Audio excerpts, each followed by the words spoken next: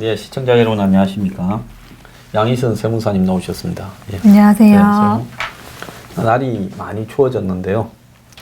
자, 양 세무사님, 요즘 이 추운 날씨에 마음이 좀 더 추운 사람들이 있을 거라 보는데, 네. 그 휴 폐업하는 자영업자 네. 분들인데요. 지금 자영업자들 중에 얼마 전에 우리 카드 조사에 의하면 31.1%가 휴 폐업 상태다. 이렇게 지금 네. 이 전체 그러니까 가맹점 자영업자 중에서 가맹점에 들어가 있는 사람 중에 네. 세 사람 중에 한 명 정도가 휴업 폐업 상태다 이렇게 조사가 네. 나왔어요. 네.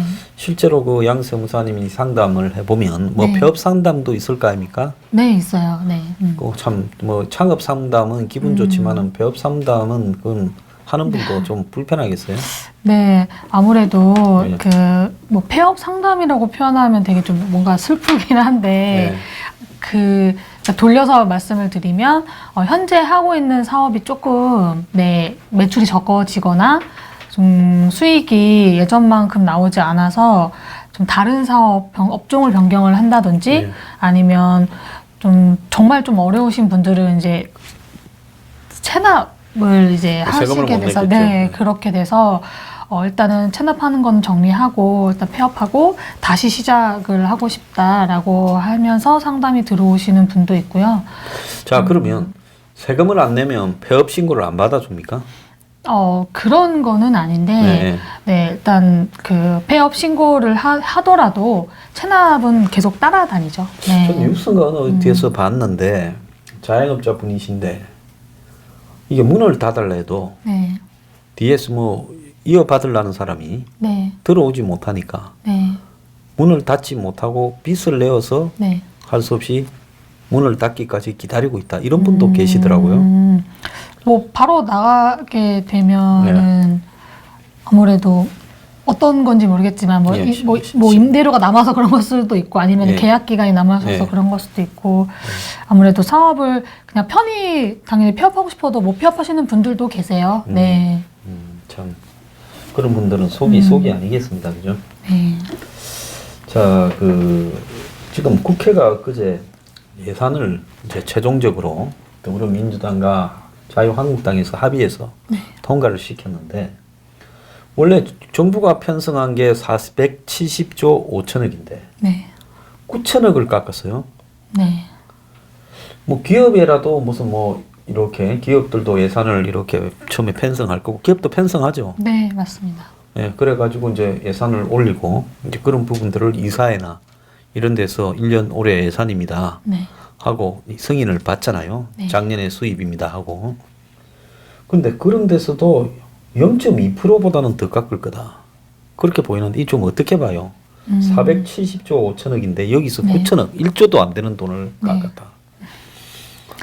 그 깎은 목적이 이제 뭐 때문이냐 이제 네. 뭐 그런 것들도 한번 생각을 해야겠죠. 네, 아무래도. 자, 이건 이제 안 깎으면 결국은 이 국세 수입으로는 9.7%가 늘어난 거거든요. 네. 이걸 못 메꿀 거고 못 메꾼 국세 수입은 결국은 국가가 채권을 그쵸. 국채를 발행해서 메꿀 거 아닙니까? 네. 그리고 또 이 세수 부족분만큼을 만회하려고 또 각종 소득세니 뭐 종합소득세니 무슨 양도세니 뭐 이런 걸 갖다 많이 때릴 거 아니에요. 보전은 결국에는 네, 예. 어떤 방식으로든 네, 하게 되겠죠.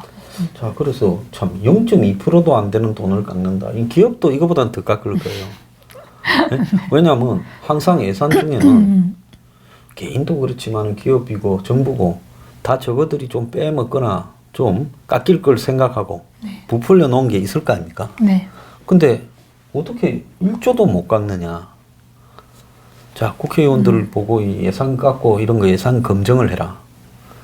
그러는데 지금 이 정권의 공무원들이 특별히 청렴해서 정말 필요한 만큼만 탁 이렇게 최소로 올렸을 리도 없을 거 아닙니까?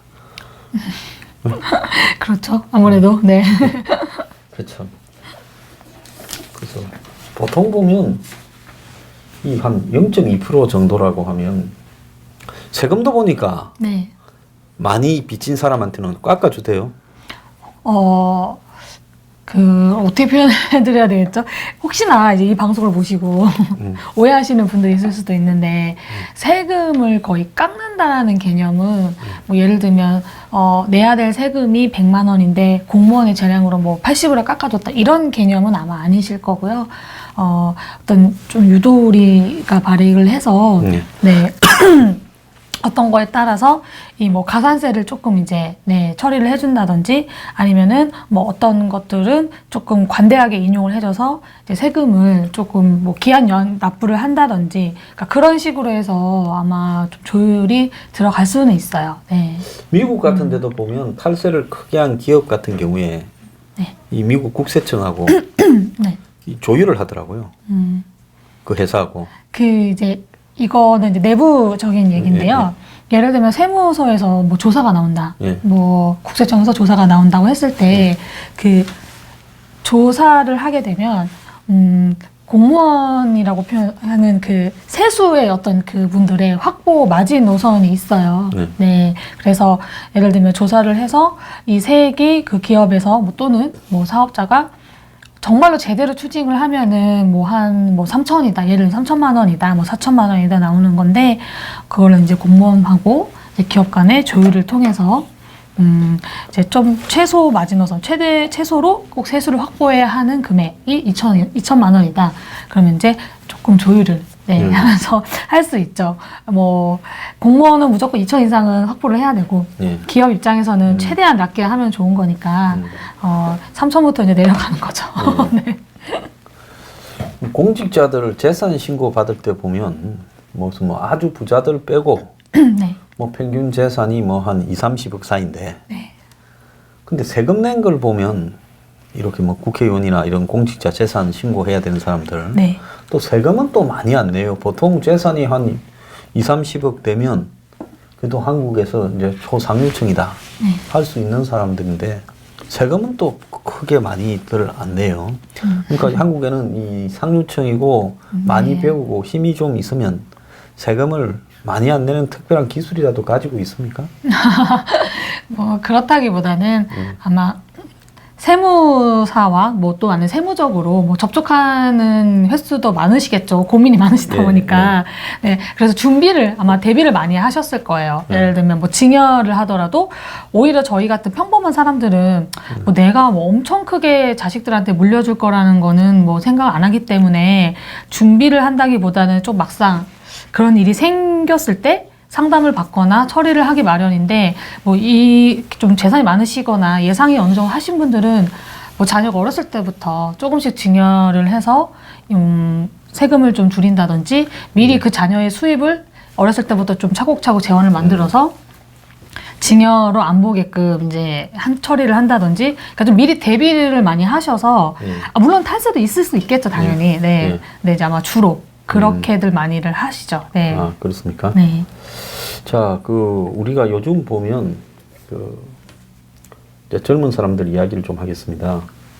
20, 30대 남녀들이 서로의 적대감을 많이 가지고 있어요. 너무 많이 가지고 있어요. 이제 그런 것들이 막 언론사에서도 이렇게 보도로도 막 되고 있거든요. 네. 자, 근데 20, 30대 남녀가 서로에게 서로를 좀 적대시하는 이런 사회 풍조, 그게 뭐 어떤 다른 무슨 뭐 메가리니, 일베니, 워마드? 워마드입니까? 위마드입니까? 또 그런 거 있대. 위메드인가? 아, 그건 저도 모르는 것 같아요. 거예요? 네. 저하고 그런 사람들이 서로 적대성을 가지는데, 이 적대의 원인을 보면 이것이 과연 서로가 서로한테 적대적인 것이 이게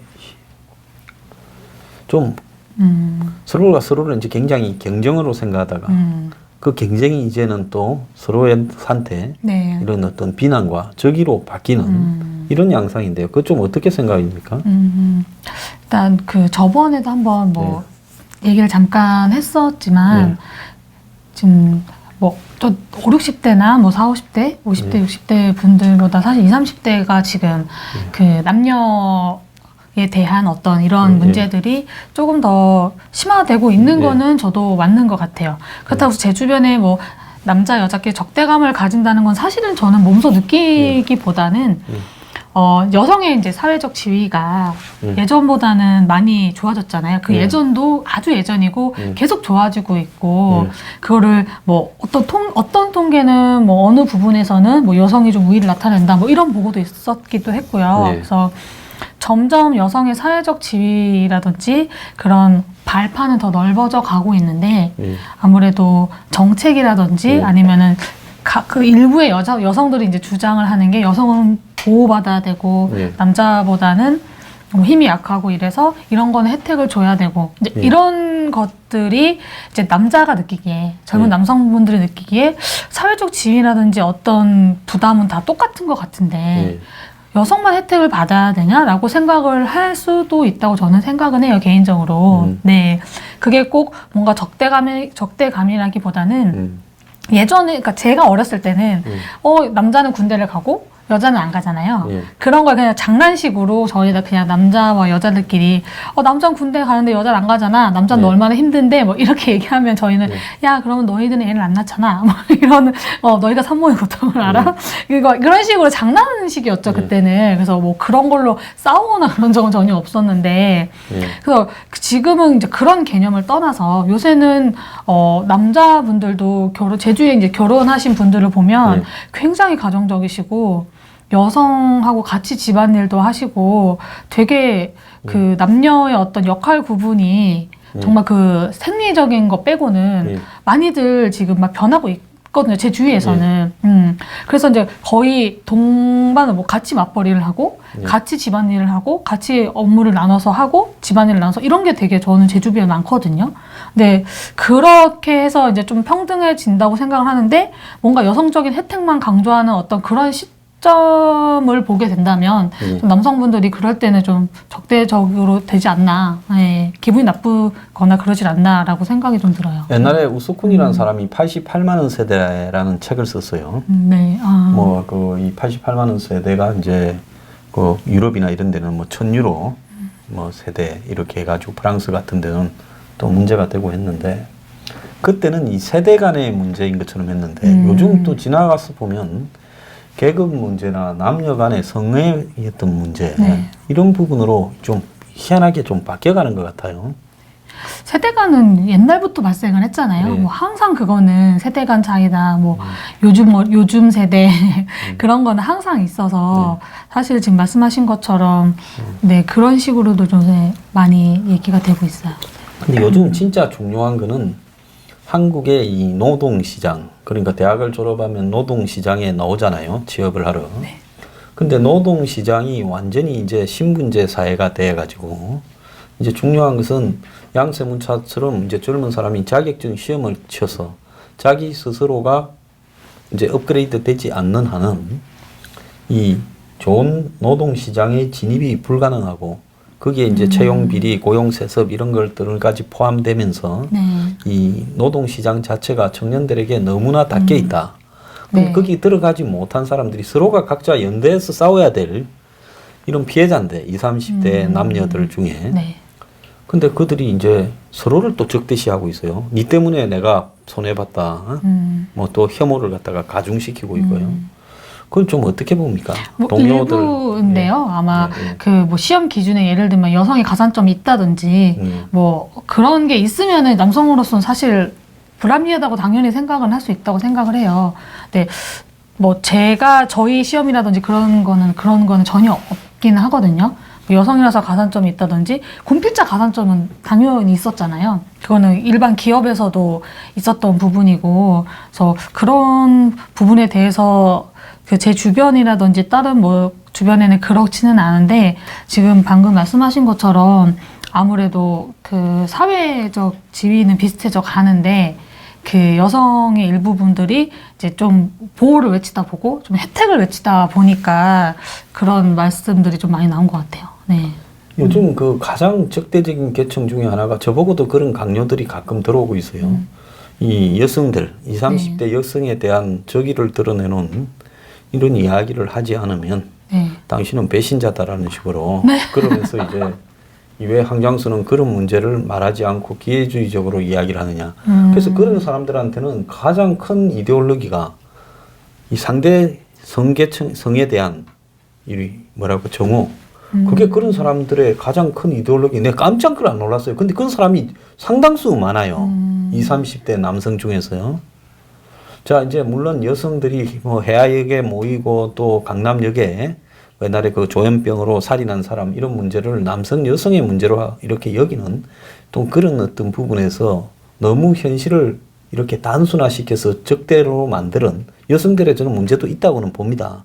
왜냐하면 강남역에서 살인을 한 거는 그 청년이 치료를 받아야 되는데 형편이 어렵고 아무도 관심을 가지지 않아서 치료해서 열애가 되고 그러면서 이제 그런 병을 가지고 있다 보니까 직장에서도 좀 잘리고 이렇게 조롱도 되고 이러면서 그 청년이 제대로 된 정신 상태를 가지지 못한 상황에서 살인을 했는데 화장실에서.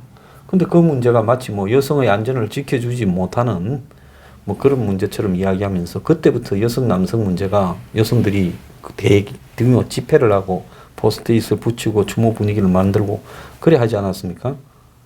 근데 반대로 보면 구의역에서 죽은 김군 같은 경우에 19살 그는 김군의 문제일 수도 있고 또 다른 옛날 실업계 고등학교를 마치고 사회에 놓은 또 다른 여성의 문제일 수도 있는데 이게 계층의 문제이냐 안 그러면 신분 상승의 사다리가 무너진 문제이냐 이게 남녀 간의 적대의 문제이냐 이런 부분에 대해서 좀 그래도 상식이 있는 사람들이 이야기를 해야 될 건데 저렇게 몇만 명씩 몰려다니면서 저기를 하니까 이제 그런 부분들을 강조하면서 그런 것이 마치 분노의 토양으로 이렇게 삼으려고 하는 또 일부 남성 혐오, 여성 혐오 계층들한테는 아주 좋은 구실을 제공해줘. 서로가 이게 악순환으로 에스컬레이션 되는 것 같아요.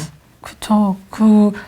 뭐, 소장님 주위에도 그런 분들이 있으셔서 얘기를 하신 거지만, 사실 일반 저희 사람들은 지금 그런 게 거의 그거에 대해서 관심이 그렇게 많지가 않거든요. 네.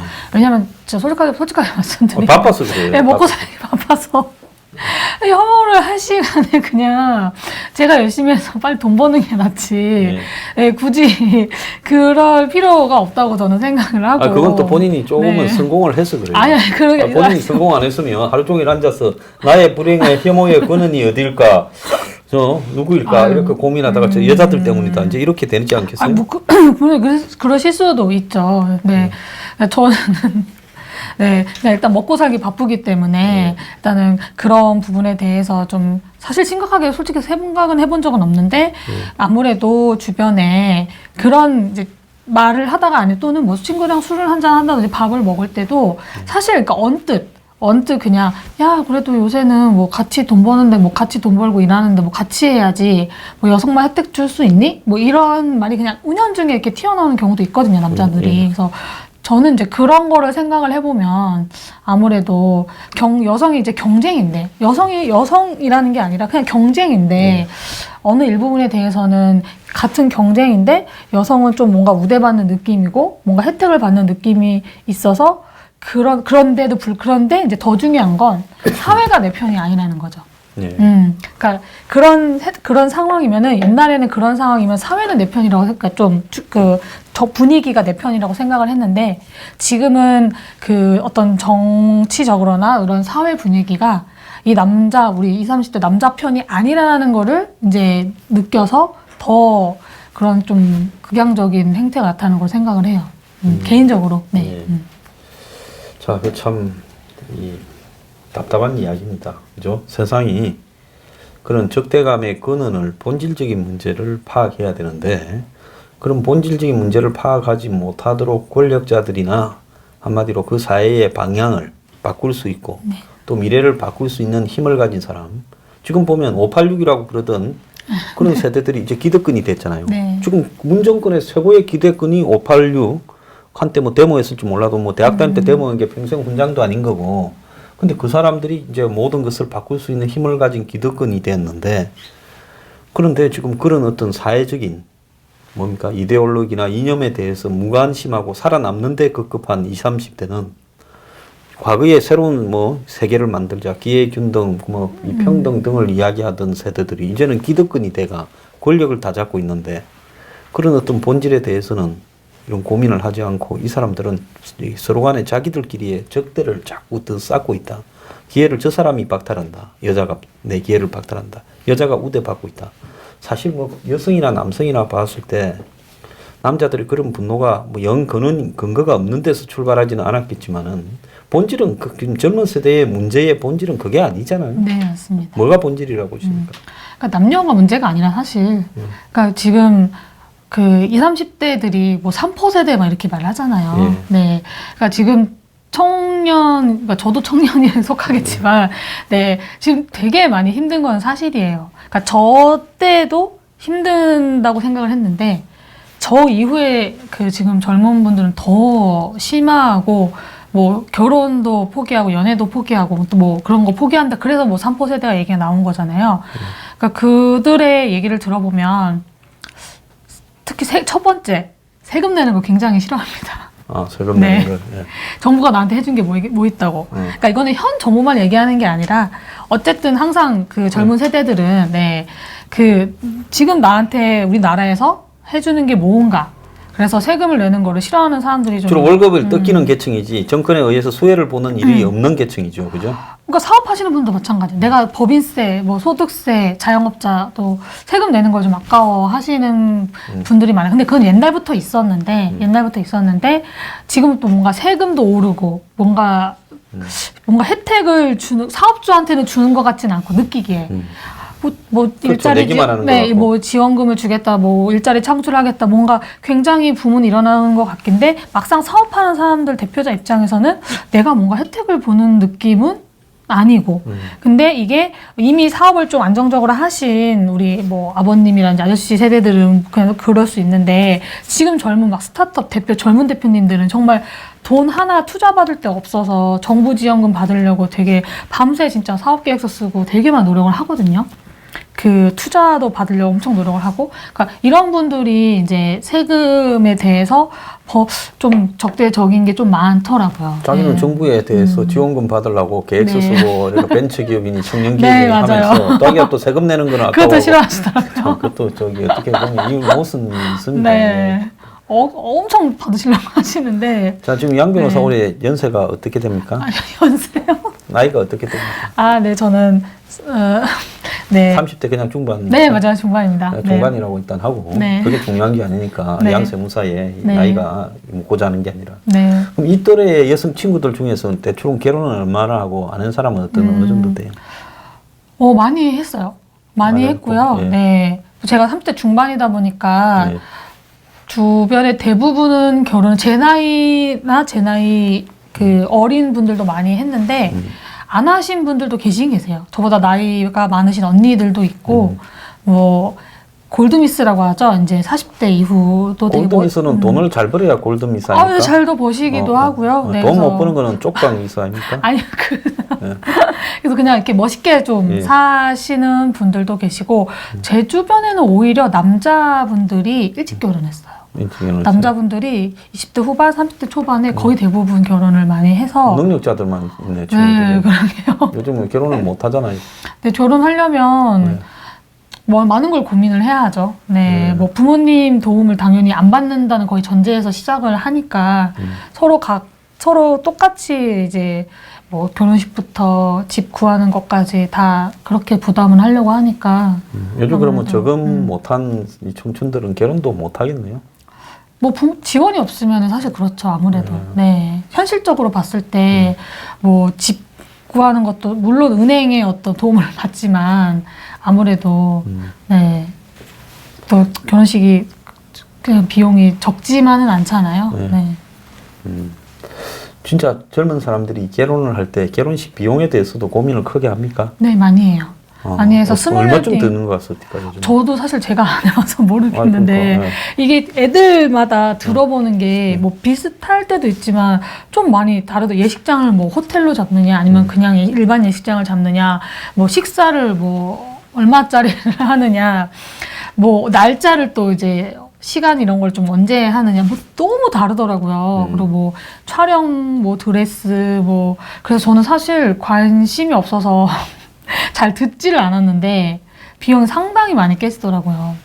특히 뭐 뭐 몇 천만 원부터 뭐 드는 사람들도 있고 그래서 제 주변에는 오히려 스몰 웨딩이라 그래서 정말 지인만 이렇게 간단히 초대를 해서 최소한의 그 예식 비용으로만 하는 젊은 부부들도 있어요.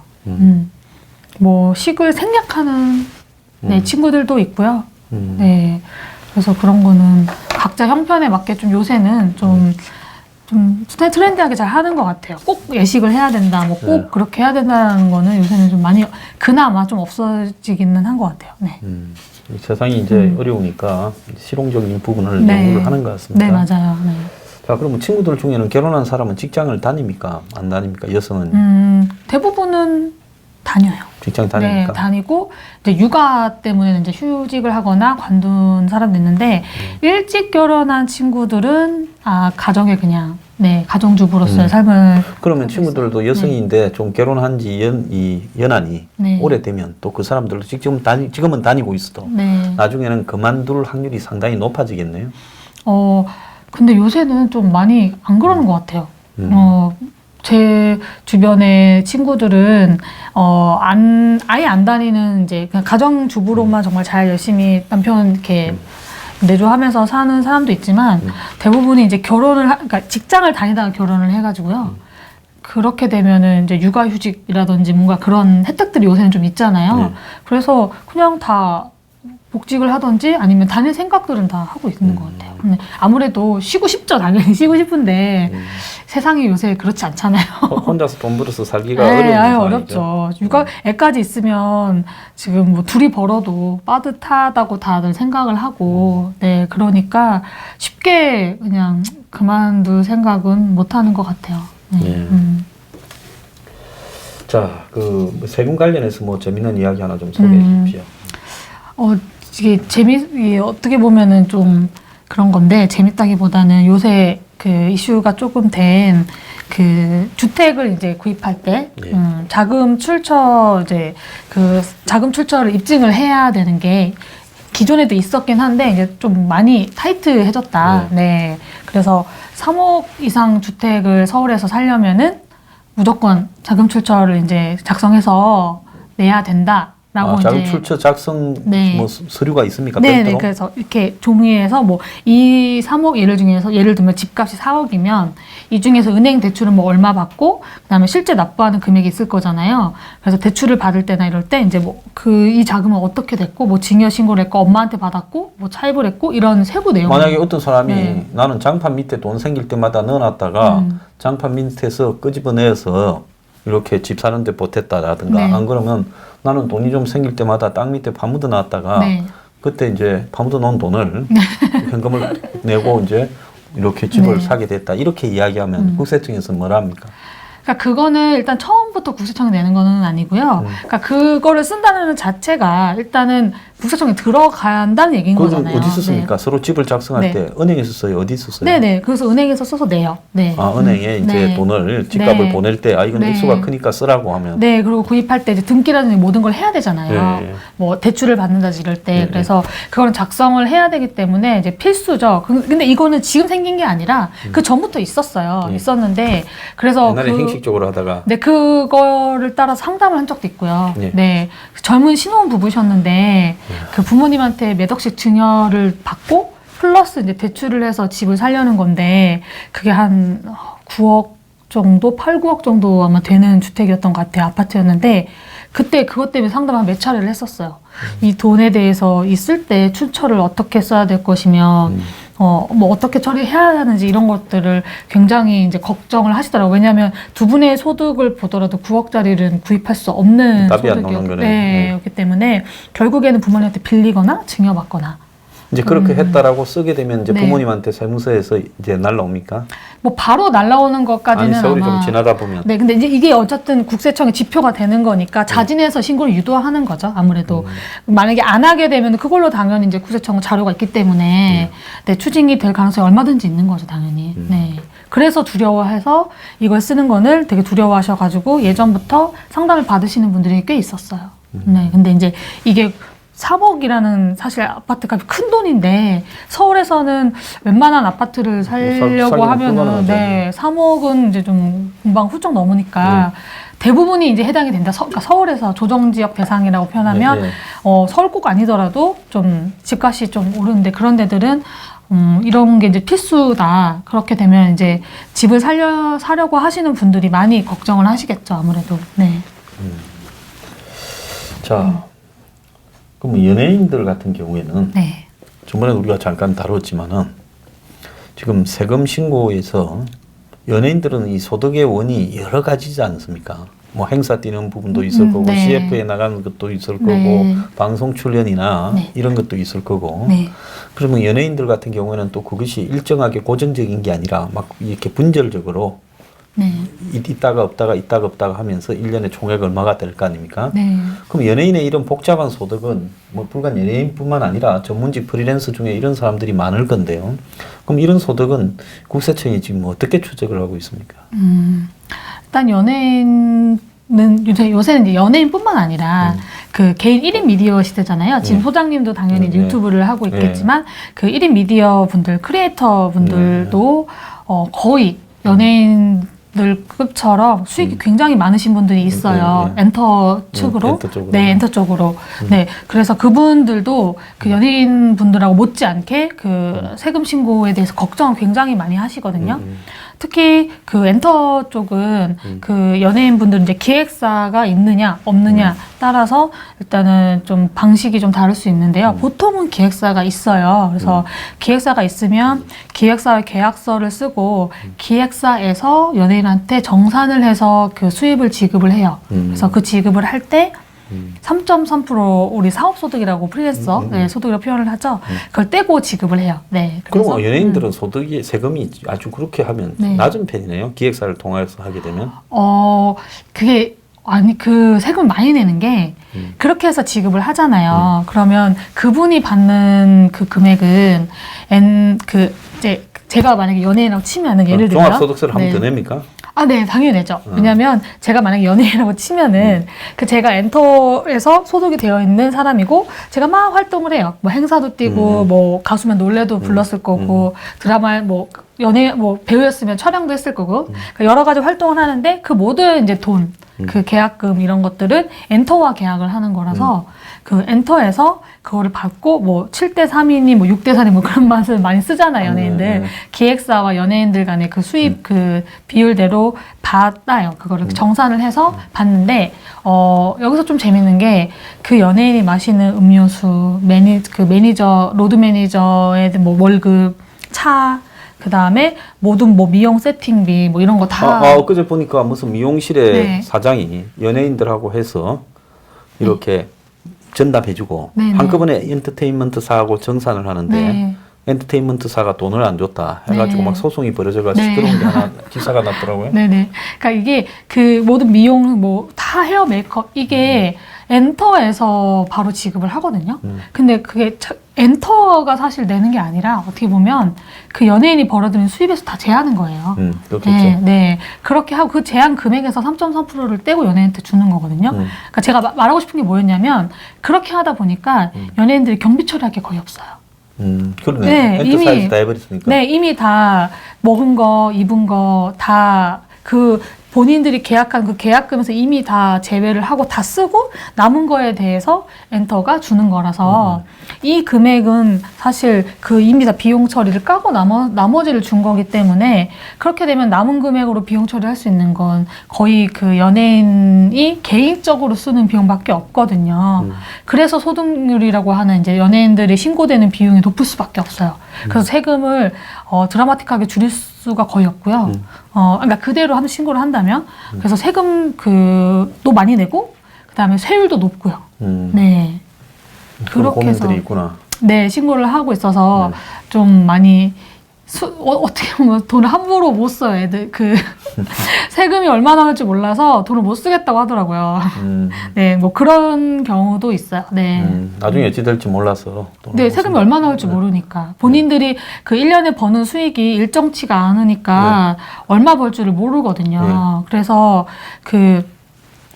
활동을 막 하다 보고 정신 없다 보니까 세금에 대해 잘 모르기도 하고 그냥 엔터에서 입금해 주는 돈으로 아 내가 이만큼 벌었네, 내가 뭐 분기에 이만큼 벌었네, 한 달에 이만큼 벌었네, 이렇게 그렇게 아는 사람들도 있고 물론 계속 활동 오래 하시고 이제 좀 그러신 분은 아니시겠지만 네 그렇게 해서 엔터에서 정산을 해서 줘서 신고를 해요. 그래 좀 떠가지고 네. 저 사람은 이제 좀 떴다 하면 자기가 보통 보면 기획사를 또 차리는 연예인이 많은데 네. 그는 이제 기획사가 좀 이렇게 처리를 하는 부분들에 대해서 네. 불만을 가지고 있다 보니까 네. 이제 연예인 기획사를 아예 차리는 아. 연예인들이 늘어나는 겁니까? 불만이라기보다는 개인 소득세가 너무 부담이 크니까요. 왜냐면은 이게 법인이 1억 버는 거랑 개인이 1억 버는 거랑 세율이 너무 다르잖아요. 법인은 2억까지는 10%인데 개인은 8,800 그 과표만 초과해도 35%부터 시작해서 이제 40%까지 가니까 소득세가 너무 많이 나거든요. 그래서 그 일반 그 대형 이제 그 연예인 분들은 본인이 1인 기획사 법인을 차리는 거죠. 그럼 본인이 벌어들이는 수익은 법인세로 내고 모든 비용은 엔터처럼 똑같이 비용 처리하고 그래서 절세를 할 수가 있어서 그렇게 하는 건데 대부분의 연예인이 그렇게 하지는 않아요. 네. 아무래도 수익이 높고 본인이 그렇게 할 만큼 위치도 있고 권위도 있어야지 그 법인으로 했을 때 다른 프로그램과라든지 엔터에 그 계약을 할 때 네, 법인으로 계약을 하기가 편하기 때문에 네. 그러시구나. 자, 뭐 마지막으로 요즘 보면 연예인들 그 뭡니까 B2 옛날에 이제 뭐 부모가 네. 뭐 몇십 년 전에 돈을 이렇게 빌렸는데 네. 안 갚았다. 네가 네. 내놔라고 요새 뭐잖아요. 유튜브 동영상에도 엄청 그게 나오고 있어요. 네. 네. 그 B2는 좀 어떻게 보십니까? 그 부분에 대해서는. 글쎄 저는 이게 되게 애매한 것 같은 게 그 연예인 그러니까 이렇게 말하기는 애매한데 그 연예인이 그런 건 아니잖아요. 뭐 이렇게 예, 말을 예. 하고 싶다가도 예. 그걸로 인해서 피해 본 분들이 이제 또 뭐 상처받은 분들이 또 있을 거긴 한데 예. 그래도 요새 너무 갑자기 이제 한 분이 그렇게 되니까 이 내용이 나오지도 않았던 연예인분들이 갑자기 또 이슈가 뭐 줄줄이 네, 막 줄줄이 나오더라고요. 그래서 이거는 어떻게 보면은 사실 피해자라고도 볼 수도 있을 것 같아요. 그 연예인 당사자가. 네. 그러면 참 이게 애매한데 음. 당사자가 법적으로는 갚을 책임은 없다. 그렇지만은 이제 자기 부모가 그렇게 이제 빌려서 갚지 않은 돈을 이제 아들이 충분히 갚을 여력이 됐는데 네가 갚아라. 이제 이런 거 아니겠습니까? 네, 아들, 딸이. 맞아요. 네. 근데 이제 또 당사자 입장에서 보면 나는 우리 아버지가 뭐 빚을 내서 날라서 뭐 보지도 않거나 이런데 네. 그 빚을 나보고 왜 갚아라 하느냐. 네. 뭐 지금도 의절해서 원수같이 지낸다. 뭐 이렇게 말하는 사람도 있고 주소도 연락처도 모른다. 네. 이제 뭐 이런 것도 있는데 그래서 이런 문제에서의 그 원활한 해결은 뭐라고 봅니까? 젊은 사람 시각으로 봤을 때. 이거는 제가 그 당사자이면 굉장히 난감할 것 같아요. 아무래도 네. 공인이다 보니까 이거를 그냥 여론을 무시할 수는 없을 것 같거든요. 아무래도. 근데 그 사람 입장에서는 진짜로 뭐 갚을 의무가 없다고 생각할 수도 있거든요. 법적인 의무도 없을 뿐더러. 네. 근데 아마 이미지라든지 여러 가지를 고려해서 좀 조용히 뭐 갚으실 분들도 있을 거고 아니면 지금 말씀하신 거 끝까지 그냥 나랑은 관계없다 뭐 아니라 어떤 사람은 자기가 10분의 1이 있으니까 10분의 1 이거라도 네. 좀 일단은 받아라. 네. 내가 가진 현금이 이거다 하고 그쵸, 네. 사과하고 뭐 이런 사람도 있는데 네. 처음에 뭐 이 마이크로 다신가 하는 네. 대응이 잘 못 되는 걸 보고 그 이후에 부담들이 다 많을 거라 봐요. 네. 그러니까 그 이후로 굉장히 많이 줄줄이 진짜 나온 거잖아요. 네. 네, 그래서 저도 되게 제가 개인적으로 좋아하는 연예인분이 갑자기 줄줄이 나오실 때 거기서 튀어나오셔가지고 네. 네, 좀 이거는 되게 난감할 것 같아요. 근데 어쨌든 그 피해 받으신 분들은 분명히 또 있으시기 때문에 법적으로 해결이 돼야 되는 부분이긴 하거든요. 네. 참 이런 문제들은 상식이 뭔가를 생각하기가 언뜻 네, 판단하기가 좀 어려운 문제라 이런 생각이 듭니다. 네. 자, 오늘 1부 마치겠습니다. 네, 주말 잘 감사합니다. 보내십시오. 수고하십시오. 네.